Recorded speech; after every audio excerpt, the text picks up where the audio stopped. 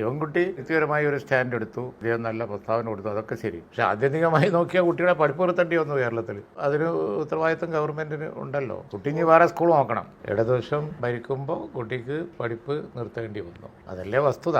മുസ്ലിം league അതിൽ ആദ്യം തന്നെ കയറി അഭിപ്രായം പറയാതിരുന്നത് അവിടെ ചില ഛിദ്രശക്തികൾ രണ്ടു വശത്തും ഇതിനെ ഊതി വീർപ്പിക്കാൻ നോക്കുന്നുണ്ട് എന്നൊക്കെ മനസ്സിലാക്കിയിട്ടാണ്. രംഗം വഷളാക്കാൻ വേണ്ടി, എരുതിയിൽ എണ്ണ വയ്ക്കാൻ വേണ്ടി ഞങ്ങളുണ്ടാവില്ല.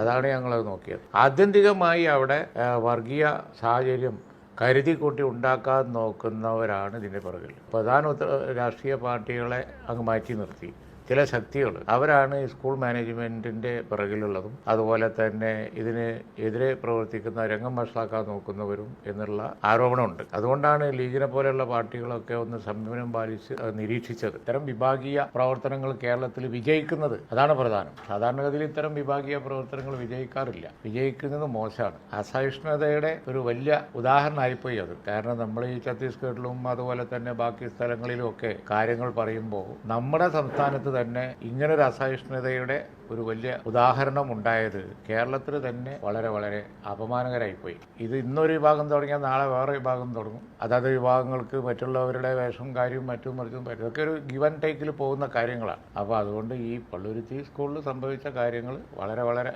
അനഭിലഷണീയമാണ്. അത് അസഹിഷ്ണുതയുടെ അതിൻ്റെ ആ വാർത്താസമ്മേളനം അത് സംബന്ധിച്ച അവർ പറഞ്ഞതും അതുപോലെ തന്നെ അതിനെ എതിർത്ത് പറഞ്ഞതും എല്ലാം അസഹിഷ്ണുതയുടെ ഉദാഹരണങ്ങളാണ്. കോൺഗ്രസ് അവിടെ പോയി പ്രശ്നം പരിഹരിക്കാൻ നോക്കി, പരിഹരിച്ചില്ല. അതിനെ പ്രശ്നം പരിഹരിക്കാൻ നോക്കിയത് നമുക്കൊരു കുറ്റമായി കാണാൻ കഴിയില്ലല്ലോ.